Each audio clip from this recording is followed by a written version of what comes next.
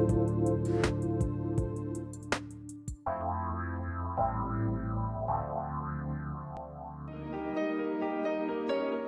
to the Dr. Pat Show. Talk radio to thrive by. Powerful, inspiring, and coming to you live, bringing you stories of people like you and me, busting through and living life full out. Get ready to dare to wonder what your life would be like if you knew you could not fail. Hi, welcome. This is Dr. John DeMartini. This is one of the most amazing and inspiring shows that you can listen into. If you want to be on the edge of your seats, if you want to open up your heart, if you want to expand your mind, and you want to meet incredible people, stay tuned because you're just about to experience a transformative radio show that will change your life. And you're listening to the Dr. Hey, everybody, welcome. It's so great to have all of you tune us in and turn us on. Welcome, welcome, welcome. Welcome to the Dr. Pat Show. Welcome to Transformation Talk Radio. All of the above and then some. We have got like a super fun show. So everybody write this down. This is our live call-in number or over there at Facebook, okay? It doesn't matter. Here's what I want you to do. Throughout the show today, you're going to be able to call in 1-800-930-2819. Or at Facebook, you're going to be able to type this in. So here's the way we're going to roll. First, let me say hi to Benny, hi to Olivia, hi to Jessica, hi to all of you. Howdy, Pat. Okay, so what happened to me today, Benny, Yeah. Jessica, Olivia, this is like cool in preparation for today's show. We're going to be talking about the history, symbolism, and design of over 50 tarot decks. But here's what you're going to have to do when you call in. You're going to call into the show and you're going to give me a number. And that number is going to go from wait for it, like wait, still waiting for it. Like just give me one more waiting for it. Almost there. You're going to give me a number from 36 to 221. Any number in there. And I'm going to go to that place. And that's going to be your symbol. How fun is that? So if you're watching this on Facebook, okay, so what did I just say? Anywhere from 36, I think we're going to start at 36. 36 all the way over to, there's a lot of information in front of me right here. All the way over to, what did I say? 221. 221. You pick a number and we're going to talk symbolism today. You know, it's interesting. It's interesting to think about this. The other day, I did an interview, and most of you saw that with Luke Blue Eagle, and we were talking about the history of crystals, but we were also talking about the symbolism. And we learn about symbols in so many different ways, right? But when we think about these, the question really is, how is it as humanity? You know, how is it that we have come up with a word like symbols? That's the word we come up with. But what's the meaning of this? And so here's the thing I love about doing a show like this. And I'm going to be pulling from the book, Iconic Tarot Decks, The History of Symbolism and Design of Over 50 Decks, Sarah Bartlett joining me here today. Okay. The other day, I shared a story where I was driving to work, like really, really early, driving to the studios here. And like this whole family of raccoon passed in front of me. And so this morning, I'm driving. I came a little bit later so I could see the road. And just one of them little raccoon didn't make it. They must have been trying to cross without me. That'll teach you. I'm just kidding. But not everybody stops. I mean, I'm a stopper, right? If something's like in the road, I'm going to stop. I stop for elk. I stop for moose. I stop for little, I don't even know what they're called. They're not chipmunks. They're bigger than a chipmunk, but they're like little things that run across the road. I'm a stopper. But not everybody stops. But there's still symbolism in things. And this is really the kind of cool part today is if you're Sarah, you've gone through, and this is the first book to showcase these iconic decks. both from a historical perspective, bringing us up to contemporary times. That's what Luke Blue Eagle did the other day in the book that he wrote. It wasn't just a book about crystals. And so most of the interview we did together wasn't about the crystals. It was about the lessons, the teaching, and what we bring forward. Last night, I was doing a bunch of things at home, doing some work at home. And in the background was this movie, right? Because I am one of these people that I have to have extrasensory things going on. When I went back to school, if you ever came into my study in my room, like I was really a student at midlife. And so that had to do with being in a small apartment, the whole thing that you go through. But if you ever came into my room back then, what you would find is me like on a computer doing computer stuff. You'd probably find some kind of music playing through my little iTunes thing, whatever that is, and which I still have, which is ancient. I have one of the original like iTunes things, and you'd probably see the television on, because that is just my jam. That's the way I do it. If you ever came into like my room right now here in our studios, this is my office. This is not home, but it's home. If you ever came in here, I'm surrounded by things that most people, like when Jessica comes to the door, she like stands at the door. I have a funny feeling that it's because there's just so many things in here. Even though I have like a little chair in there, she just stands at the door. The other reason she probably stands at the door is because if she comes in, she probably knows I'll talk her ear off. But here's the thing about symbols. Are we awake and aware enough about them to pay attention to them?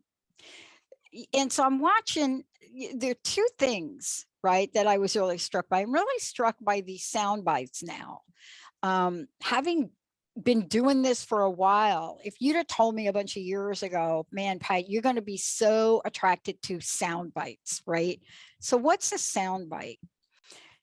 I would have said, like, what? Who bit? What? Is that like a tick? What is that? A bite?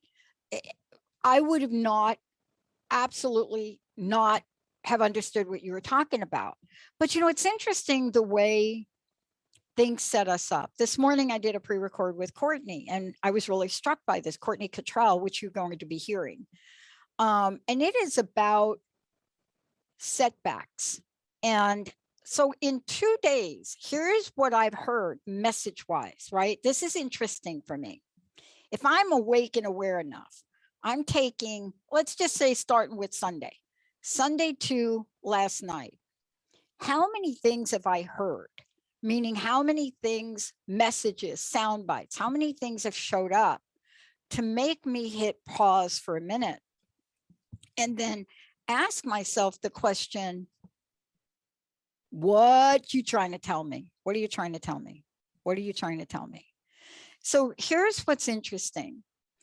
Many of you have heard me talk about the movie Dune. Now I'm not going to give the movie away. It's a remake. Yes, it is. Believe it or not, here's me. I'm what you can call a new mainstream kind of person. I represent the new mainstream. I have 1 foot in the cultural creatives. I have 1 foot in greening the earth. I have 1 foot in holistic living. I also have another foot in pop culture. It's really an interesting place. Sometimes I have to ask myself, okay, which one is showing up today? And that really draws me into both worlds. It draws me into the world of saying, I actually know who these young actors are. And then at the other side, I'm really interested in the symbolism of Tarot.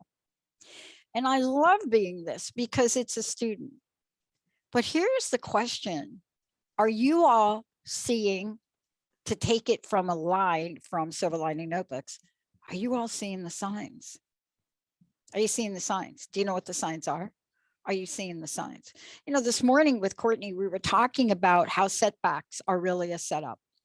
And I heard that soundbite now 3 times minimally 3 times today, I've heard setback to setup or setback to opportunity. And so what are the signs that can allow us, and I say allow, because we have to actually give ourselves permission to change, to heal. We have to actually say, okay, dude, Pat, you are going to have permission now to really choose a different way of life, or choose a different path, or choose a different mindset. And I was so struck. And I remember hearing this, oh my gosh, how long ago, when the first Dune movie came out. I don't even know what year that is. Benny can probably look that up in a hot second. But this idea of this quote and thinking about symbolism at the same time really invites us to take an introspective look into our lives. So today's show, for all y'all out there, is literally this. It is the show, 1984. Okay, thank you, Benny. Yep. It's the show that allows us to have a symbol show up, and I'm going to do my best to pull one forward for you. You're going to pick that number from, what did I say? You're going to pick that number. We're going to go to the symbol. Yeah, thank you, Benny. 36 to 221. We're going to do that. Yep. Get that number. You don't even have to come on the air. You just have to tell Benny what the number is. Sure. Or in Facebook, just type your number in and Jessica can get that for me. But here's the deal. Benny, I'm a little bit obsessed with something. I'm having a little obsession moment. We're going to take a short break. When I come back, I'm going to tell you what the obsession's all about. It's an obsession that, have you ever had an experience, a deja vu experience, where you either hear something or you see something, but you hearing it and you're seeing it's like not the first time, but like there's something inside of this that's going to help us, as Courtney said this morning, it's going to help us set up. It's going to help us move from setback to setup, to help us understand the resilience that we are, to help us understand also that part of our journey here is, as Courtney Cottrell would say, to be unapologetically favored. See, and if we are that, if we truly believe that, then we're not going to be driven any more or any less by what we see. We're not going to have the fear of a bank account that may not look like your brothers or your sisters cause us to shrink back. So what are the symbols that help us move forward? What are these things that allow us to step forward today and just stand up, not unapologetically silent, but unapologetically favored, and picking the symbolism of the moment that we're in? We're going to take a short break. When we come back, I'm going to read this quote again, because this thing has been haunting me. It has been haunting me. And how is it showing up, even in the craziest of scenarios? I don't know if you all are experiencing that, but we're going to talk about that when we come back. We'll be right back with the Dr. Pat Show.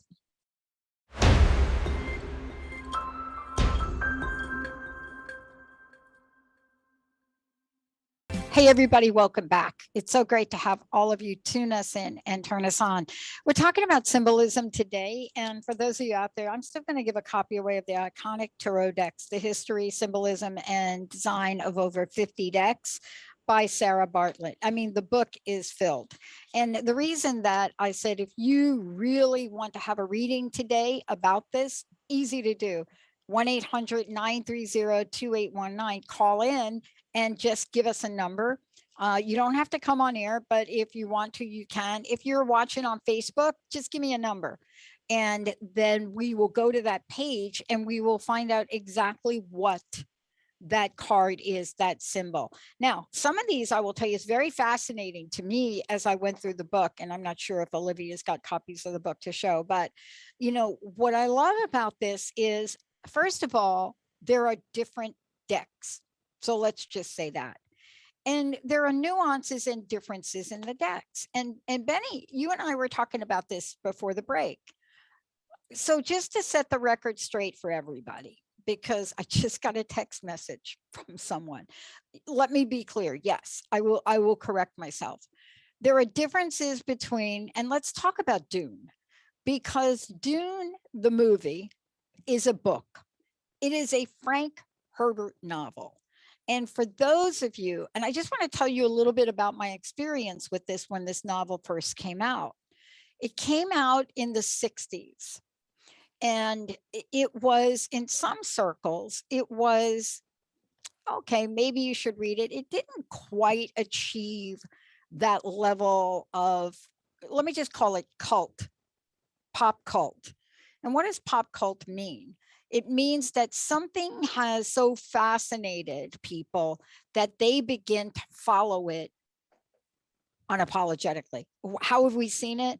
Well, if we want to go back in time, we've seen it through the books that Anne Rice wrote. If you know Anne Rice, Queen of Vampires, I think she like set the stage, Benny. I'm just saying, people can disagree with me about this. Before Anne Rice, there was a view of vampires that came on from early conversations about them, kind of like Frankenstein, the book, not the movie, the book, but kind of like that view of it. But when somebody comes along and gives a different perspective on things, they change the symbolism in it. And so what do I mean by it? So you go along and you're in your early century and you're starting to see visualization and pictures depicting things in our world. Things that weren't readily available now, like this morning, Linda was telling me about Becky. And Becky is Linda's niece, Becky Searle, and so when we think about this, I don't even think that's right. I don't think it's Becky Searle. I got the whole last name, but that's not my point. So we were talking about this, and and here's an account that we can go to. She has a beautiful Instagram account. On there, she's an artist. And we get to see her art, and we get to see all about her, and we get to see the evolution of creativity, and see at the same time, we get to look at the symbolism of things. And this is really where we are now. What is it that we're not now? So what we're having a really hard time doing is looking at something and having more than the attention span of a gnat, right? You know what I mean? Okay, so maybe it's not you, but you know what I mean, right? I mean, how often do you pick up your phone? You got your phone, you go through it, you go through your phone, you go to your text message, you're seeing, okay, wait a minute. All right, okay, yep, okay, there's that. Yep, okay, there. Oh, I just saw a text that was sent to me at 8 this morning. And by the way, that's like old news because I didn't see it, from one of our producers. But this is where we live. So what has caused you to stop and pause? And the more people I speak with, the more people that share what these past 24 months plus have been like, almost across the board, have one thing to say. And this is interesting. You're probably thinking, what the heck does any of this have to do with symbolism? It has everything to do with it. And here's why. Before 24 months ago, we were way too busy to even pay attention. And that's not the case of everyone. That's certainly a generalization, because there are people that I know, just like I did when I was younger, working 3 jobs just to pay the rent. But we got to experience something unprecedented. And I don't know that we've completely processed it yet. And that is moments where we had to stop. And I was listening to a town hall the other day. I didn't catch the whole thing, but it was a small part of it from President Biden. And I caught the clip of him where they asked him a question about jobs. And he answered it in 3 ways. And I was actually surprised at the accuracy of his answer. He talked about 3 different things that have happened. And most people probably just blew by that. But he talked about these 3 things, and we're actually experiencing it here. He certainly talked about the fact that people were just backed off, put on their butts. He talked about the job market and how jobs went from here to here. But he's talked about something else. He said, you know what people are doing? They're rethinking their world. That $6 job per hour that you went to every day, somehow you figured out you don't have to take that job, right? And so what is it that happened to give us a global, there are some people that talked about the movie The Secret and talked about the energy and vibration of sound and consciousness and how we create our day and how we go forward and are able to do that differently. But what's happened along the way is us rethinking the things in our lives that have caused us to either reflect upon a different sign, a different pathway, a different passage. And so Dune is an interesting movie. And it's interesting to me because I grew up with the book. It was one of the first books that I was invited to read because I graduated high school pretty much not being able to read or write. That's like true confessions, just saying right there. And I think back at the summer, I had to go to summer school to graduate. And I think back to going to the summer school and I was failing in high school. I did graduate, but I was failing literature, the class. Like they actually taught that in Plainfield High School. But see, that wasn't me. I had moved from New York in a music program, in a music school, and I moved to a school that didn't have a music program. And so here I was out 48 days in my senior year. I don't know how Doris Stoner hired me at the phone company, but I know that she got me off the streets to do that. And I started to look at my life and go back. And so I had to learn how to read. At some point, I had to learn how to read because I wasn't going to be able to stay in the mailroom of the phone company very long. And so there were a handful of books that people gave me, or a handful of books that I was given. And when you think about the original book, it was I know it was in the 60s, the book came out, but I didn't get to it in the 60s. But it was right up my alley because anything sci-fi is what I related to as a kid. The symbolism in comic books, whether you're a Marvel fan or you're a DC Universe fan or you're somebody else's fan, I was a kid that latched onto symbols. Couldn't read very well, certainly didn't understand mathematics very well. And I've shared a little bit about how I was learning different, but symbols, holy cow. Like, is that even a phrase, holy cow, anymore? Symbols, things that are symbolic, became imprinted, right? Now, there are so many symbols in the world right now. There's so many things to call from, to learn from. See, I do not think it is a mistake at all that we've had this time. And I'm listening to a podcast this morning. Yes, I listen to podcasts. I do podcasts. I own a podcast network and I listen to stuff. So the deal this morning, my first message this morning, symbol, I got to call it a symbol. So I'm riding to work. What do you think the name of the podcast was? So the name of the podcast was Setback is a Setup. That was the podcast. That's even before I got in. Then I come in and I'm doing the pre-record with Courtney. So what's Courtney talking about? Setback, right, to success. And I'm thinking, where are we going with this universe? Where are we going with this? What is this happening? Here's my big epiphany. We're going to go take a short break. My big epiphany has to do with my obsession for this quote. this is, and if you're going to have a little obsession, it's okay. I don't down obsessions. Okay. I just don't do it. I'm obsessed with bringing positive talk to the world. But here's this quote that just wouldn't leave me. And by the way, if you watch the movie, try to listen for it, because it doesn't come all at once in the movie. I don't think it does. Maybe Benny can help me out. Maybe Jessica, I don't know. But here it is. This is from Frank Herbert, who wrote the book. So like a movie was a book. I must not fear.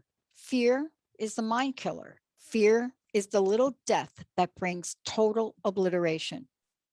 I will face my fear. I will permit it to pass over me and through me. And when it has gone past, I will turn the inner eye to see its path. Where the fear is gone, there will be nothing. Only I will remain. Now, that is a book came out in 65. There's another book that came out later, which I'll talk about when we come back. But the symbolism is clear. Fear, it's not just the mind killer. It's the heart killer. It's the soul killer. It is that thing that if we allow it into our consciousness, it will embed every cell in our body. It will bring toxicity into our world that we've never seen before. But fear, in this 4-line instruction, this is like a little instruction. It tells us what to do. When we come back, are we ready to do it? Are we ready to move from setback to setup? Let's take a short break. We'll be right back, everybody, with the Dr. Pat Show.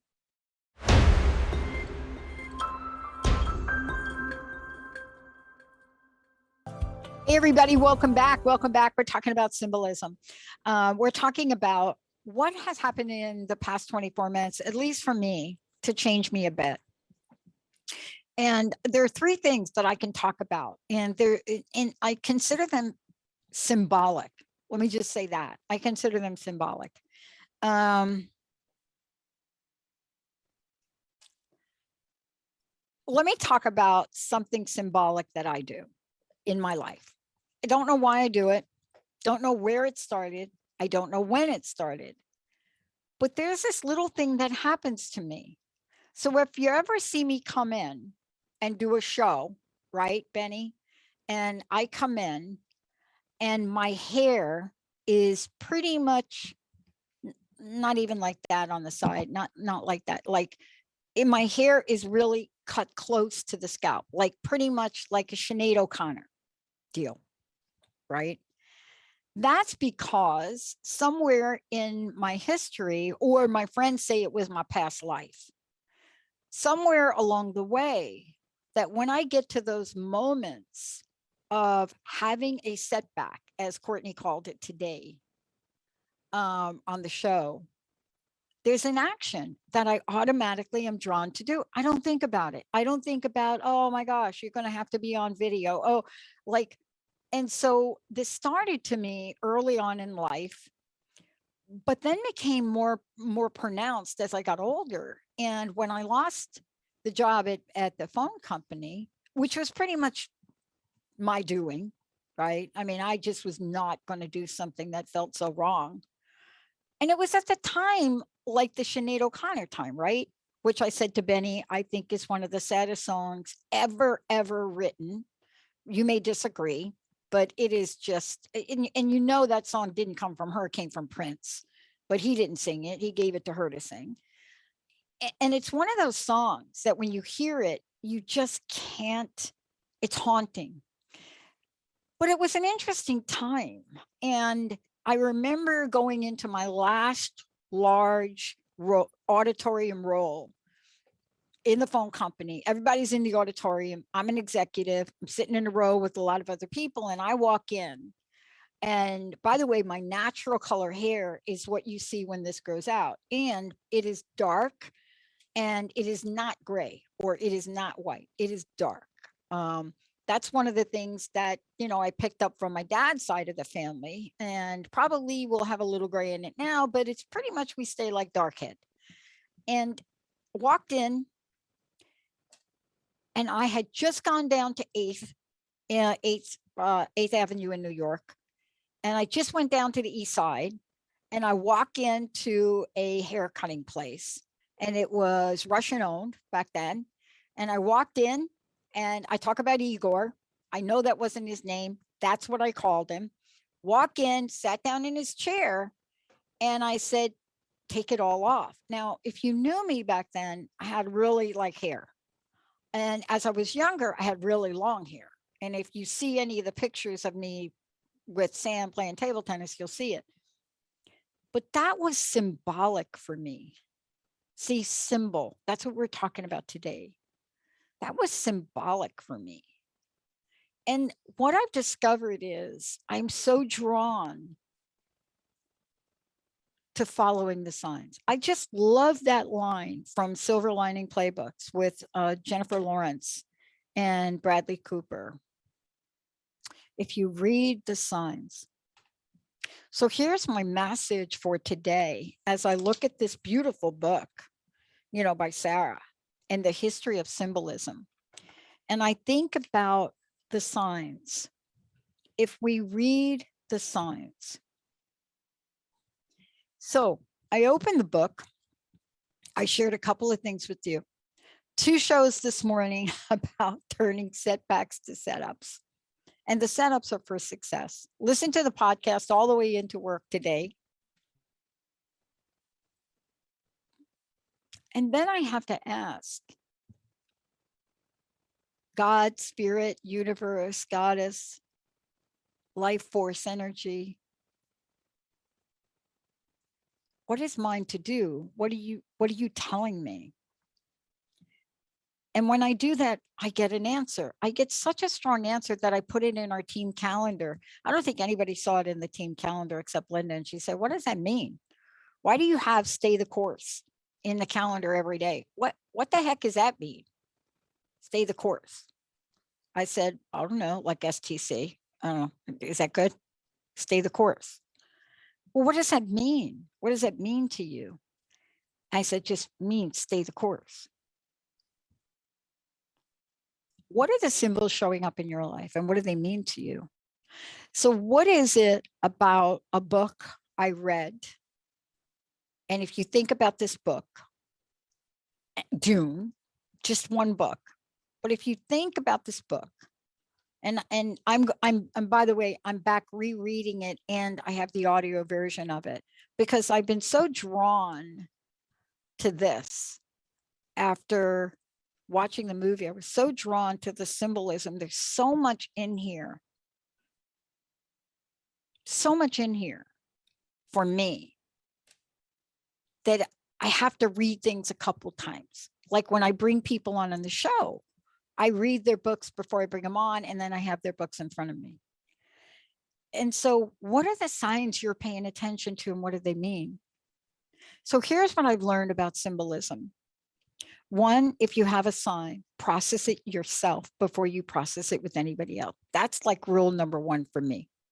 That is like my number 1 thing. If I see a sign before I'm going to talk about it on air to all of you or mention it to somebody on the team, I've had enough time with it, and I mean sacred time with it, to absorb sort of a meaning for me. When you get the message of setback to setup within a 6-hour period, and you hear that message 5 or 6 times over, what it is for me, it's a call to change my perspective. If you're Jessica, you have to listen to her podcast, all about, you know, perspectives and possibilities. You have to really be able to say, what can I do that's not governed by the government, not governed by my job, not governed by my relationships? What can I do? And the thing that comes to mind is from this movie, as this young, what are they calling him in the book? This young, mysterious, mystical hero, so to speak, takes his hand without any information. Like, he didn't say, like, why do you want me to put my hand in that little box? finds out it's going to be about pain, puts his hand in a box, and then realizes if he takes it out, he will die. But he doesn't take it out. And in that moment, it's interesting what I heard. So he's experiencing pain, but he's not talking about pain. See, this is so cool for me, given where I am in my life, to really understand something I missed. 1965, when this book was written, one of the top best-selling books, Dune. So if you don't want to watch the movie, the book, it's like a book. It's like before movies, sometimes they're books. What was fascinating about this was he wasn't talking about his pain. He was talking about fear. Fear is the mind killer. That's what you hear him mumble. And throughout the movie, you hear more about it, but you don't really hear, I don't believe you hear the entire quote that I read before in totality. Because right now, fear is what's dividing us. It's the mind killer, but it's also the humanity killer. See, I thought about this a lot. Been doing a number of shows. We got some great hosts joining the network, and they're taking on really tough conversations. And the tough conversations are empowering and drive a pathway to freedom. But I don't really think I know of conversations in my life that haven't been tough for me sometimes to have, but have been completely a pathway to freedom. And I wondered, what happens, right? What happens when we live our lives without even knowledge of the word fear? Can you imagine for a minute not having knowledge of fear? Like it doesn't exist. Can you imagine that? A life? Can you imagine that life? And I was talking to a friend of mine and I made that statement. I said, you know, for most of my life, people say that I was fearless. I think I was just ignorant in a good way. I said, you know, I didn't have the roadblocks or the conditioning to tell me I couldn't do something. You know, I didn't have that until I got older. But what are the symbols and what are the signs that have helped guide me along the way? So I'm here in the book and I said, you know, pick a number. For me, what happened is I open a page. And I don't always go to the same page in the book. People say, oh, you know, Pat, you pick a page in the book, you always go to the certain. No, I open the page. And what I came upon in the book, I believe is a message for us all. And it's a reminder for us. And so the reminder for us is what? What happens when you open the page and you get to the card, the tarot card, or you know, some people say tarot, some people say tarot, and you get to the card that's called the Wheel of Fortune. What happens when that is a symbol that shows up? And I start to read about this, right? And this was interesting. The symbolism is a mythical beast falling down. The wheel represents our sins, while the Egyptian wolf god, meaning opener of the ways, climbs the wheel to evoke progress and change. Some scholars identify this figure with Anubis, who is usually shown with a black head, guiding souls to the afterlife. At the top sits a sphinx-like creature, guardian of the secret knowledge. The card signifies a turning point or important change in one's life, or a time to open up to fresh opportunities. See, I love this. So obviously the universe wants me to pay attention of something, right? Otherwise, why would you get a message set back to set up, go to a page, Wheel of Fortune? So the question really is, are you aware of the signs popping up every day around you? What do they represent? You know, what is it that I was so struck by the other day when I pulled out of my driveway, and I'm living in a new place now. So I've never really had this experience, because where I previously lived, there weren't a lot of oak trees, there were a lot of evergreens. But now where I live, I got this like maple tree in the front that turns colors. And then I got all these other gigantic like pine trees, and all their little needles are coming down. And so I had a moment the other day, which was really interesting. I looked in the backyard, and the entire yard, which was green because we're getting a lot of, was covered with these brown like, I don't even know what to call them. They're not all needles, but the whole yard was covered, right? The front, when I went out and I shared this experience, I was pulling out and I looked at the street, and it's really, I live on the end of a cul-de-sac, and I was pulling out, and the street was covered with these leaves. And I had a moment because I had not seen that in a really long time.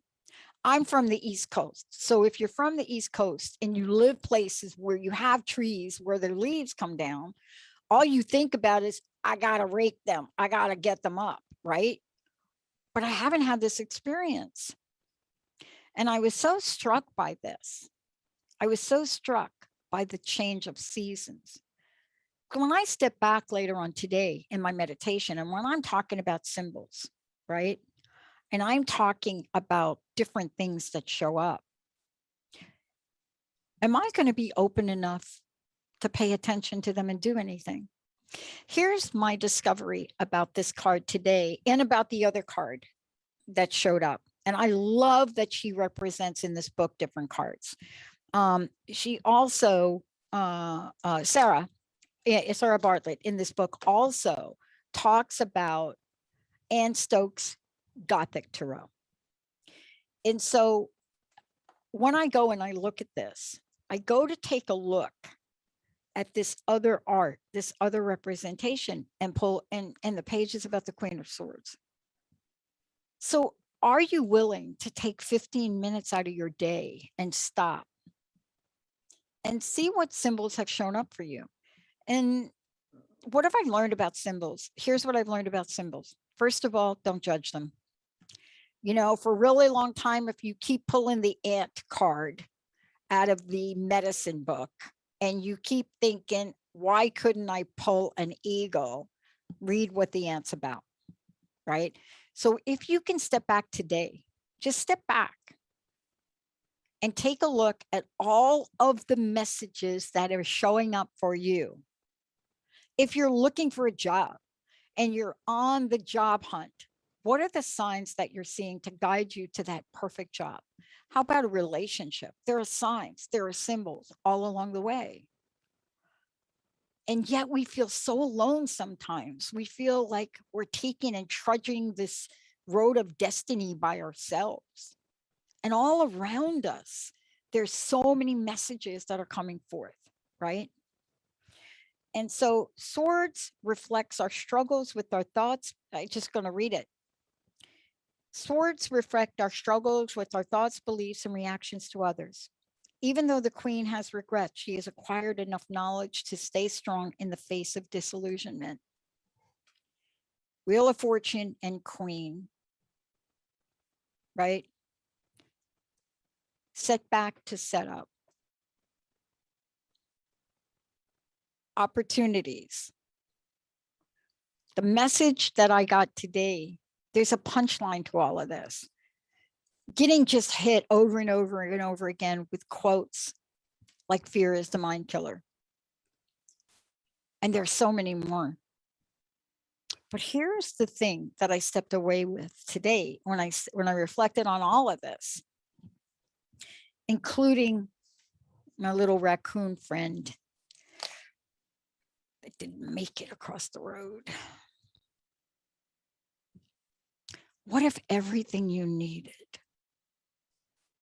What if every single thing you needed in this moment, like right now, not tomorrow, not 5 minutes from now, not 10 minutes from now, but what if everything you needed to enact your vision, your dream, that next action, what if everything you need was already in front of you? See, that was my takeaway today. I had a giant epiphany. You know, we have 3 major things we're doing with the network. And what I realized this morning was all of the resources, all of the people, everything we need is already here. So if everything is already here for you, then what's missing? What's missing is the Queen of Swords.